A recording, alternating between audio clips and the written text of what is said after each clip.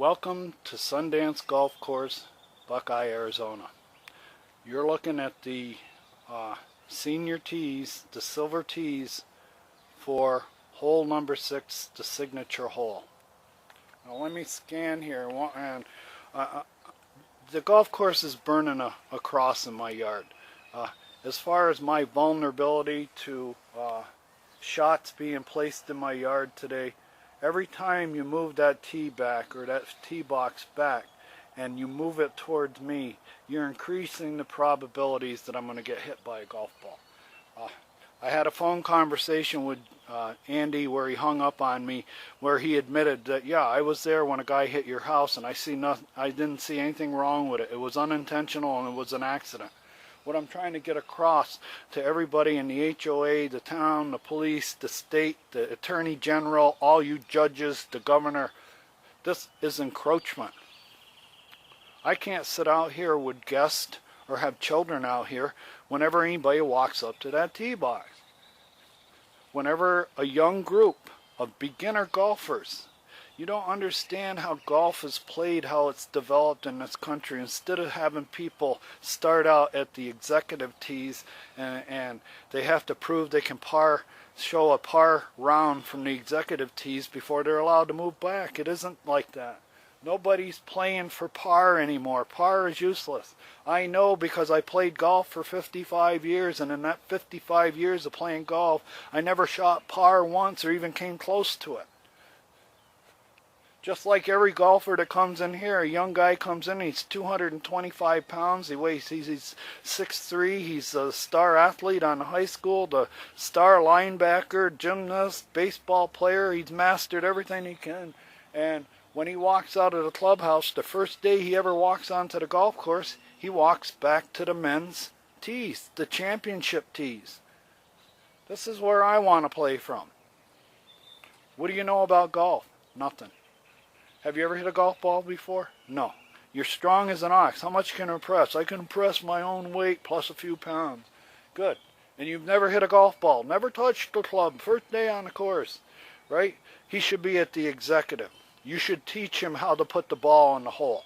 Learn how to shoot par. You have no business being back on the championship tees, 170, trying to hit a hole 180 yards away, and I'm only 150 yards away. Okay, as a pro, you know that guys hit slices. And when they hit a slice and it crosses into my territory, my private space, you tell me it's an acceptable unintentional accidents. Well, let's put what accident and unintentional. That's kind of a double meaning. If it's an accident, it was unintentional. It's for you to say it was an unintentional accident, it's an accident. It happens every day. Now watch this guy set up. If he was 215 pounds, 16 years old, never touched the golf club in his life, and he's got an open grip and nobody in his group understands that his glove is open, he's going to make perfect crushing contact, but the ball's going to come straight at me. He blocked it right. He blocked it because he had his club face completely open and the way he swung.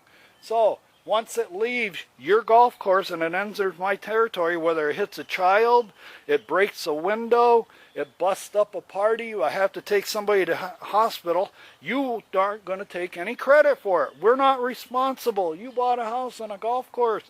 You bought a house on a golf course. You have to take this. You're the point man up there. We have to have all that playing area up to your patio because we have the worst golfers in the country here. They're not only the worst, they're the dumbest. I could have a child or a person up here that knows what 4 means. They're out here sitting here reading, but I got a young gorilla that's never played ball before, never played golf, and he crushes a ball and it heads right for my guest sitting here reading a book, and he doesn't even have enough intelligence or enough skill or enough experience in the game to holler 4. So my guest is sitting here and they take a ball upside the head at maybe 60 miles an hour. And I have to take them to the hospital. All right? I deal with this day in and day out. This is encroachment. This is intended. This is golf malice. This is golf malice. You know where that tee box is, that all day long, if you put amateurs on the course, I'm going to be dealing with people in my yard. Not only am I dealing with in my yard, they're breaking everything. And then when I do challenge them, I get assaulted. I got a video where I challenged the golfer. He was coming down the line looking in my yard for balls. This golf course needs to be completely revamped. The golf course that was here 15 years ago, there was no houses. Now that you've got houses, glass, personnel, people, parties, whatever, on these backyards. So how about taking and throttling back the golf course? Take these tee boxes out of range. I shouldn't have to deal with this day in, day out, putting up with golfers walking in my yard, and every time they hit a ball or break one of my windows or a solar panel, I call up the clubhouse and they go, it was an accident. It wasn't intentional. They didn't do it on purpose. It's not our problem. You bought a house on a golf course. Well, every day you set that tee box up that anybody that's a marginal, anybody on the margins of playing golf is going to hit one off center. They're not going to hit the sweet spot. They're going to hit it off the toe. They're going to have an open face. They're going to make an outside to inside swing, a natural slice swing, or he's blocking it. And he gets to do that all day long because there's no marshals.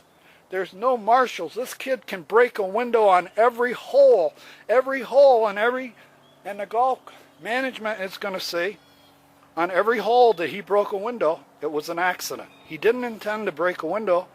He was just playing over his weight. That's what I'm saying. Here in Sundance and Buckeye, all they care is about the cash register.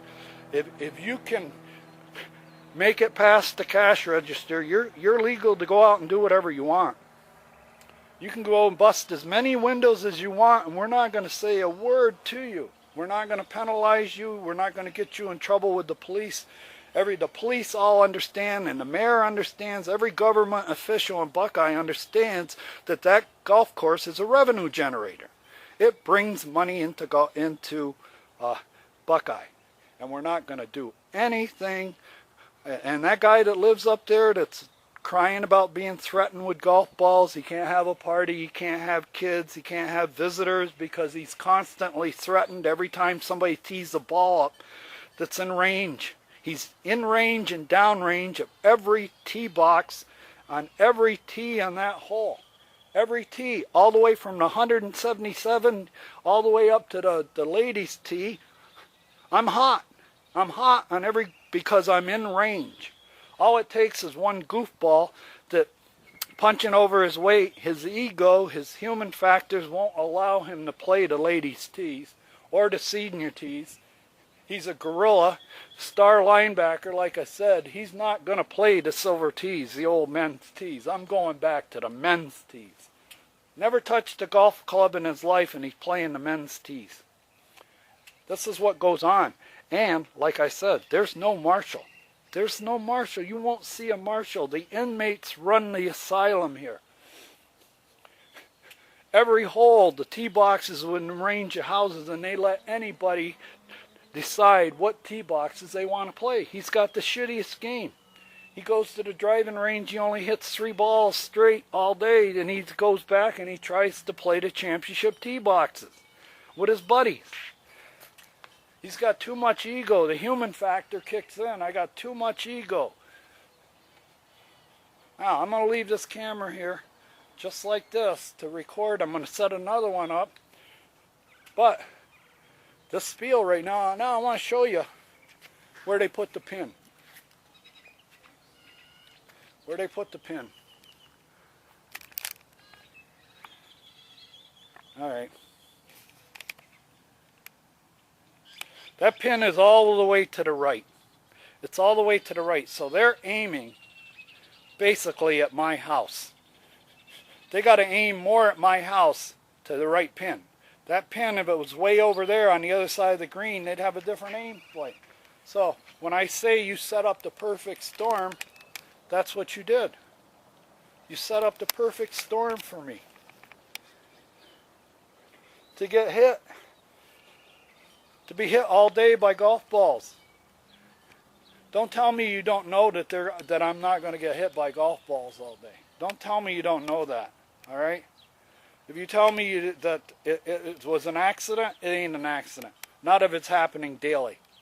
I've had thousands and thousands of balls in my yard and people following them over the years.